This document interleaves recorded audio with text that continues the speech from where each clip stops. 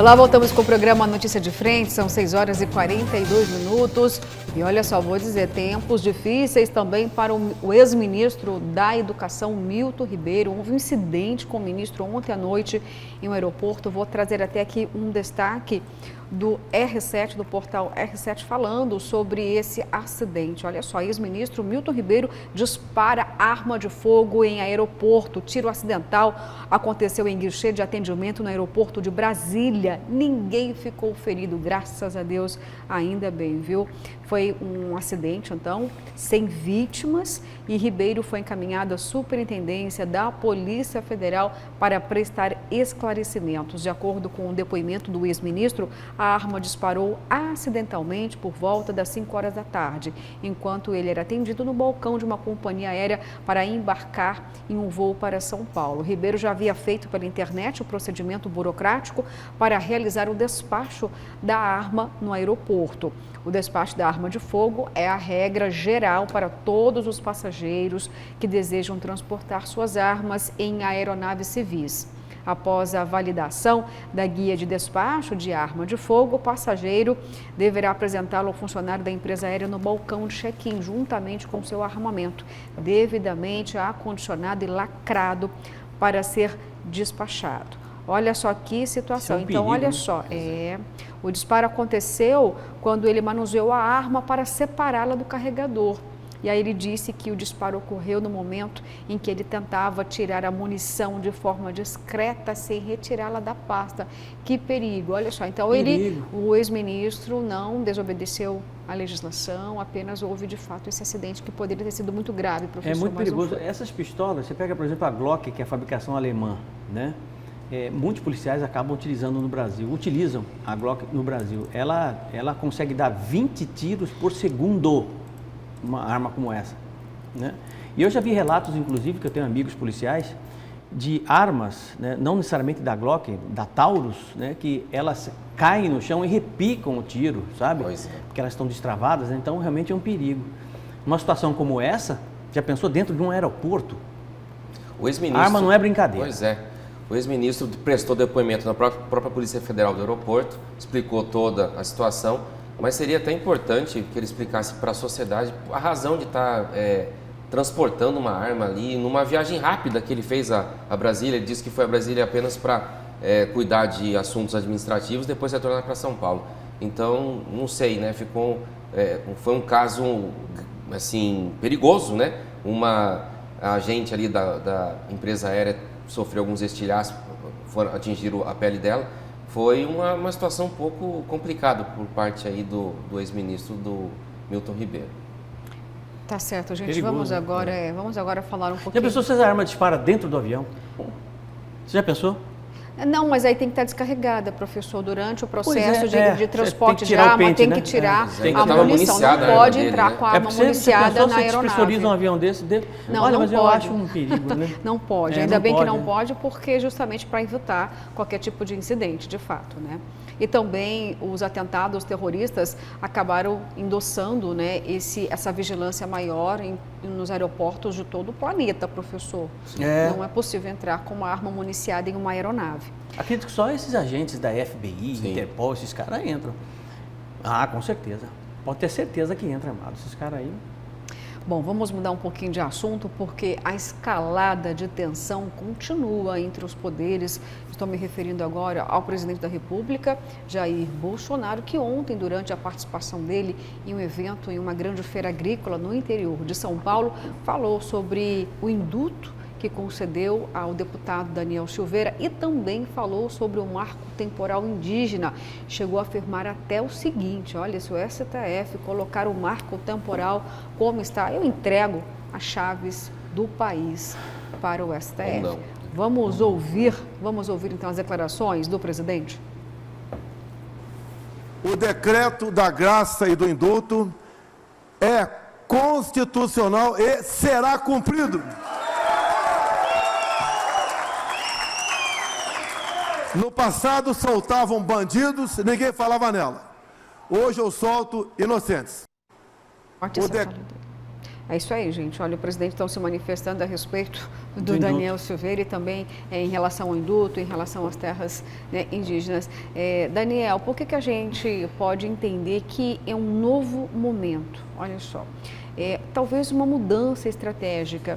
O presidente Jair Bolsonaro, que no passado, né, confrontava o STF diante de alguns julgamentos possivelmente políticos e não técnicos, houve esse entendimento e também uma divisão aí entre os juristas, mas desta vez a gente pode entender que o presidente está tentando utilizar todos os argumentos, os elementos da Constituição Federal. Houve uma modificação aí, não é apenas um confronto de narrativas, mas ele está usando a legislação para suas novas medidas de confronto com o STF. Sim, acho que é justamente isso, Luciana. Ele usou uma ferramenta constitucional legítima, né?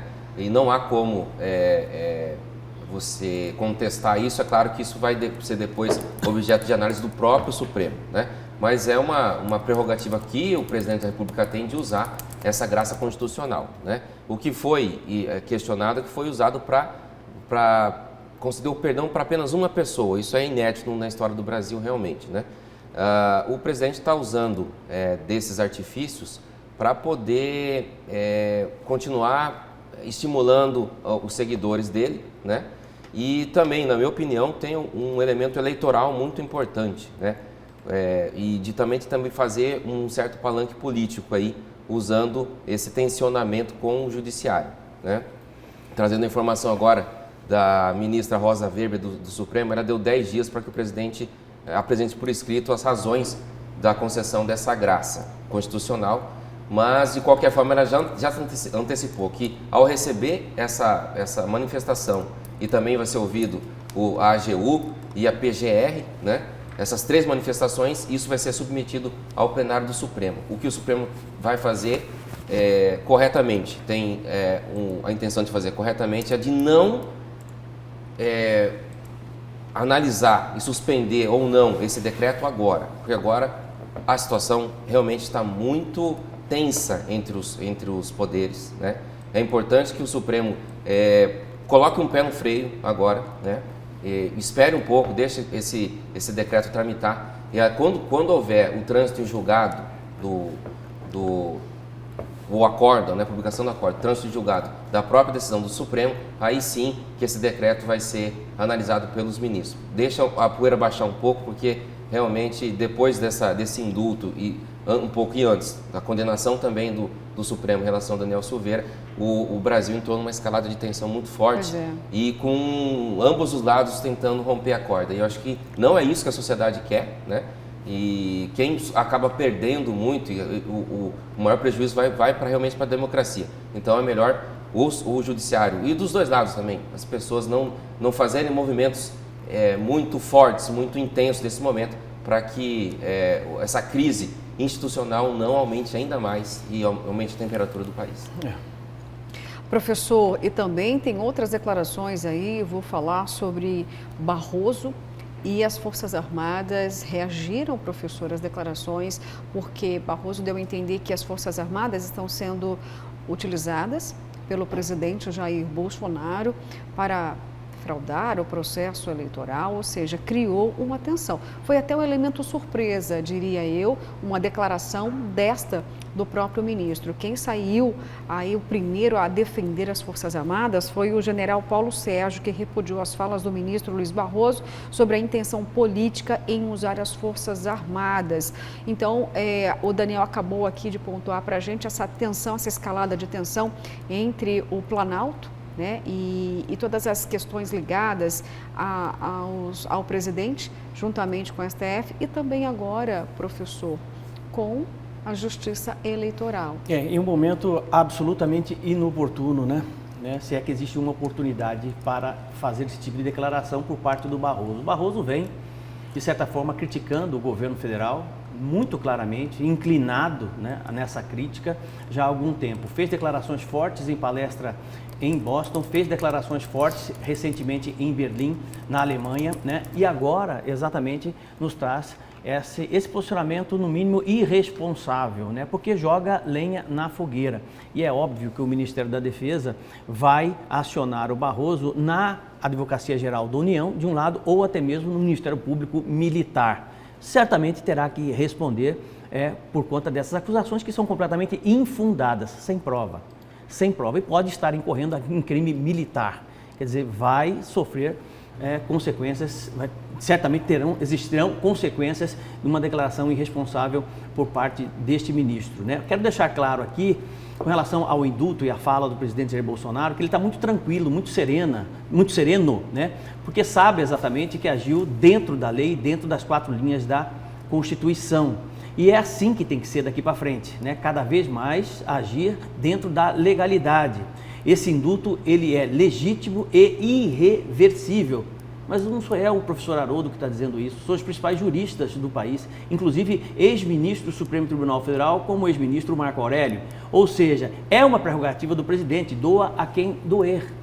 Quer dizer, então a gente acredita que dentro desse rito normal, que deve voltar para o Supremo Tribunal Federal essa decisão nas mãos da Rosa Weber, considerando que ela é relatora desse processo todo, né?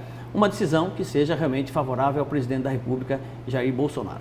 Olha, vamos agora, nesse momento, reiterar aqui as falas, né, do ministro Barroso, falando sobre as Forças Armadas estarem sendo utilizadas para o processo eleitoral, porque ele afirmou, né, foi nesse final de semana, sem citar, claro, né, o presidente Jair Messias Bolsonaro, de que as Forças Armadas têm sido usadas politicamente. Segundo ele, desfiles de tanques têm, na verdade, intenção intimidatória.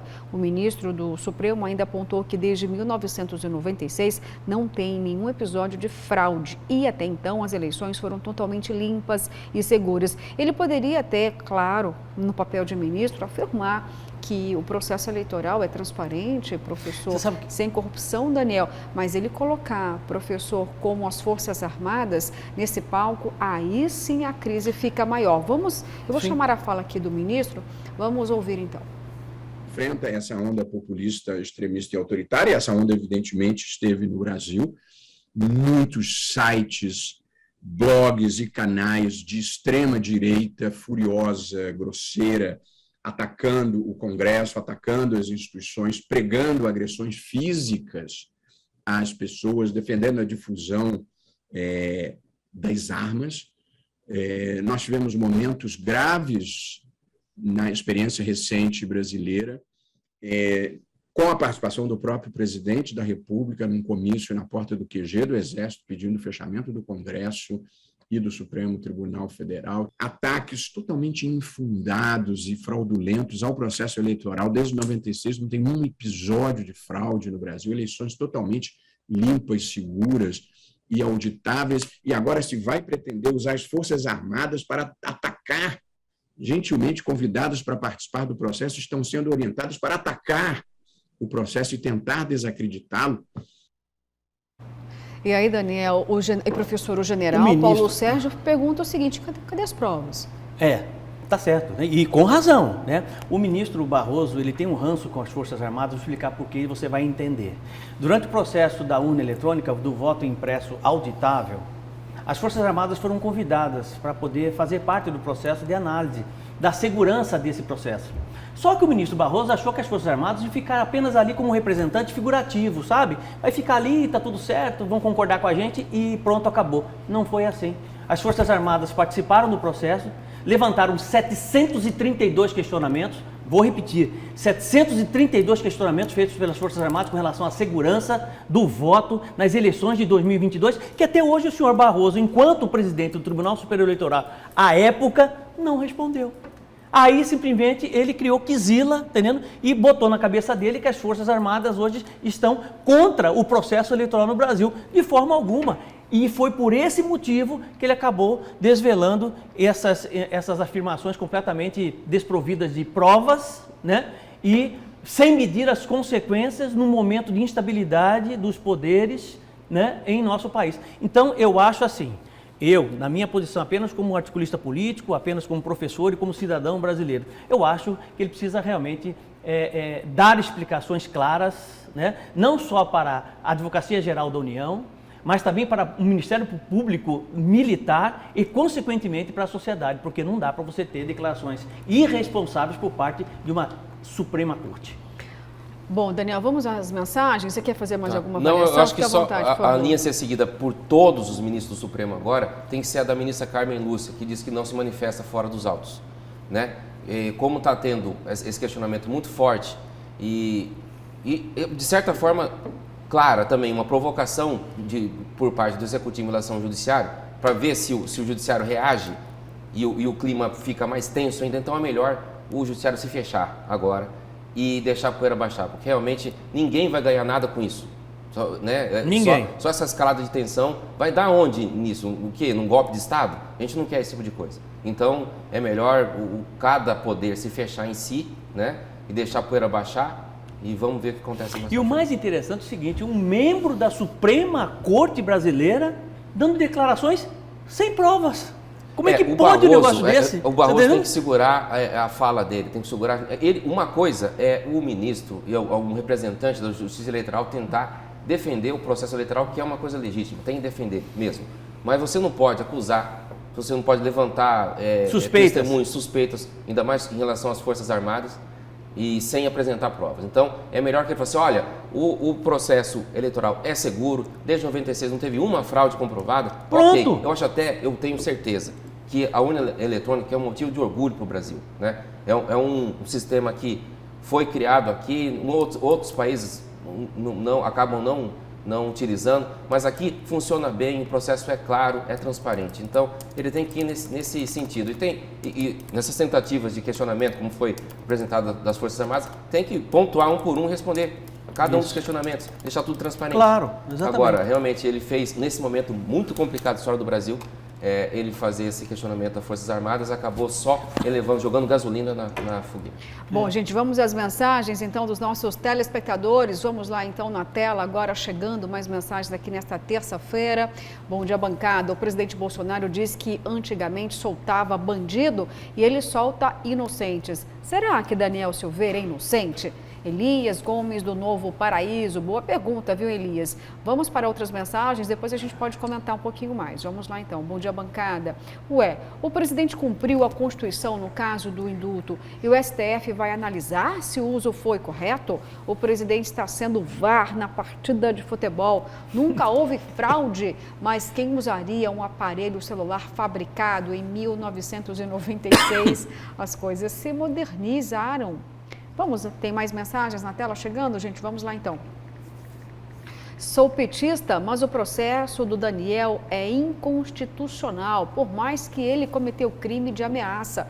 A vítima, o acusador e o juiz estão na mesma pessoa. Alexandre de Moraes fere o princípio da legalidade. O Júnior Ferreira, de Rondonópolis. Bom, pelo que entendi, ele é petista, mas está dizendo o seguinte, olha, como assim, né? A vítima, ela é quem julga, o relator, e aí, onde fica o processo realmente justo? Impossível ter justiça nesse caso, então.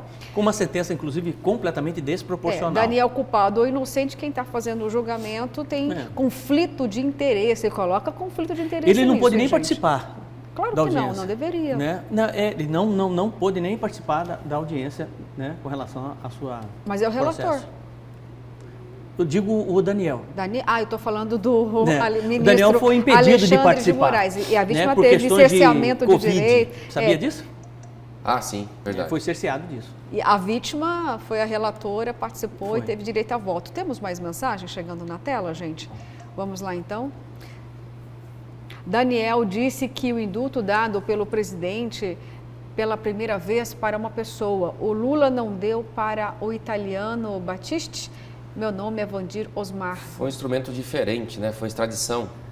Foi extradição. Mas não a foi graça indulto, constitucional não foi a graça. o indulto para uma pessoa só é inédito. Tá certo. Tem mais mensagens chegando na tela, gente? Vamos lá, então. Bom dia. o presidente está usando a lei e a Constituição. O STF quer governar o país ou estão todos errados e todos certos e coisas importantes para o povo fica de lado? Cadê a reforma tributária e da Previdência? Fica essa briga, quem pode mais? É o Fábio Gomes, falou tudo, viu, Fábio, de fato. Vamos lembrar, aproveitando o que o Fábio disse, a reforma tributária, que era uma das grandes promessas desse mandato, e são quase 4 anos aí que houve essa promessa de acontecer, não vai acontecer mais, viu? Vai ficar para ano que vem, 2024, já foi engavetado definitivamente essa reforma tributária para esse ano, principalmente. Tá certo, gente. Vamos ver se tem mais mensagens. Então vamos lá, tem sim, chegando aí na tela para você. Bom dia. Quem se lembra que o ex-presidente Lula, no último dia do seu mandato, concedeu perdão para Batiste? Mais uma vez você acabou de explicar, Daniel, aqui para gente. Temos mais mensagens chegando. Vamos lá. Bom dia, bancada. Não acredito que o presidente usou o indulto para instigar os apoiadores. O STF está abusando no uso do poder. Fora STF, o Ronaldo de Várzea Grande. Bom, gente, esse assunto ainda vai render muito, mas aquilo que eu disse aqui, nesse momento o presidente está utilizando do próprio instrumento jurídico, do mecanismo constitucional para fazer esse confronto, professor. Então, existem diferenças importantes. Isso rendeu até inúmeras manifestações de alguns parlamentares pedindo uma manifestação, novamente, Daniel, para o dia 1º de maio, em prol da liberdade, é isso? Alguns deputados vai aqui. Ter uma votação nesse sentido aí. Temos já um Twitter chegando aí para que a gente possa encerrar esse assunto, para mostrar qual foi a ventilação aqui em relação a esses desdobramentos. Nós temos aí o tweet de Sóstenes, no dia 1º de maio, façamos a nossa voz ser ouvida. A liberdade é um dos maiores bens da nossa democracia e cabe também a nós lutarmos para mantê-la como um dos pilares da nossa sociedade. Convido todos, dia 1º de maio, às 10 horas, em Copacabana, defendemos esse nosso direito. Daniel, muitas movimentações ontem no Twitter por todos os deputados federais, tanto da oposição como da situação, mas agora aumentou esse clamor para cobrar a liberdade e colocar o STF, que seja um poder menos político e mais técnico? O STF novamente está no alvo, né, desses protestos, mas assim, isso é uma opinião minha e eu acho que os deputados, a PGR e os ministros, inclusive um ministro que também foi indicado pelo Jair Bolsonaro no Supremo, concordam, que o Daniel Silveira extrapolou absolutamente o poder dele de liberdade de expressão. Ele ameaçou, sim, inclusive de violência física contra alguns ministros, contra pessoas do judiciário. Então, ele cometeu crime, né? Agora, se era inocente ou não, o indulto está aí, isso vai depois para o Supremo, vai ter o trânsito em julgado. Mas essa tese, todo mundo concorda, inclusive a própria PGR e os ministros que votaram pela condenação dele. Tá certo, então. Bom, vamos agora mudar um pouquinho de assunto, gente. Vamos voltar os olhos aqui para Cuiabá. Quem vai trazer informações para a gente agora é o repórter Antônio Carlos Silva, porque hoje era o dia do julgamento do vereador daqui da capital. Era? Pois é, professor. Nós vamos saber se era ou se vai acontecer, viu? Do vereador Pacola. Mas quem vai contar para a gente é o repórter Antônio Carlos Silva. Antônio, vai ter de fato o júri hoje ou não? Conta para a gente. Bom dia, Luciana, Haroldo, Daniel e a você que acompanha a Notícia de Frente. O julgamento estava agendado para acontecer hoje, terça-feira, 26 de abril, a partir da 1h30 da tarde, através de forma virtual. Mas o vereador Marcos Pacola, do Partido Republicanos, disse que não poderia participar da sessão de julgamento hoje. Então, o juiz de direito Marcos Faleiros, da 10ª Vara Criminal de Cuiabá, transferiu o julgamento para o final do ano, para o dia 3 de novembro, no mesmo horário, a partir da 1h30 da tarde. Marcos Pacola será julgado como policial militar, assim como o 2º tenente PM Kleber de Souza Ferreira e o 3º sargento PM Berison Costa e Silva. Os 3 foram denunciados pelo Ministério Público Estadual conforme a Operação Coverage. Pacola é acusado de usar senha de Berison para fraudar o sistema de registro de armas da Polícia Militar de Mato Grosso. Ele colocou no sistema que o revólver de Kleber foi doado pelo Tribunal de Justiça de Mato Grosso. Pacola diz que agiu assim para evitar que Kleber fosse condenado injustamente como integrante do grupo de extermínio Mercenários, acusado de 4 tentativas de homicídio e 3 assassinatos. Luciana, Haroldo, Daniel e a você que acompanha a Notícia de Frente, até daqui a pouco. Até daqui a pouco, Antônio. Obrigada pelas informações. Bom, vai acontecer logo mais, em novembro, o julgamento, né? Depois das eleições. E aí o Pacola tem pretensões de participar do pleito? Sim. Importantíssimo, inclusive, para as pretensões, para as estratégias deles eleitorais, né? Realmente ele quer ser candidato a deputado estadual e agora não vai haver embaraço nenhum, né, para que isso aconteça. Isso é exatamente o que não pode acontecer. Não deu hoje, porque não deu. Faz amanhã. Não deu amanhã, faz depois de amanhã. Quer dizer, 2 dias depois, 3 dias depois, 4 dias depois, mas faz, resolve, tá entendendo? Mas não, vai cair no esquecimento e por aí vai. E a justiça militar, Daniel?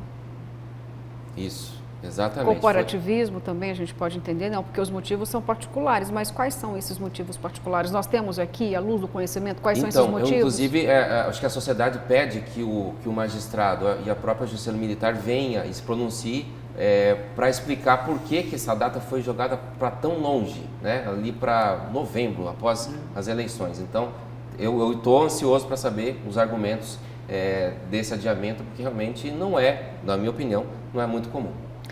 Pois é, gente, olha, o tempo avançou, vamos ter que ir para um intervalo, mas olha, daqui a pouquinho voltamos com muito mais. Eu espero por você.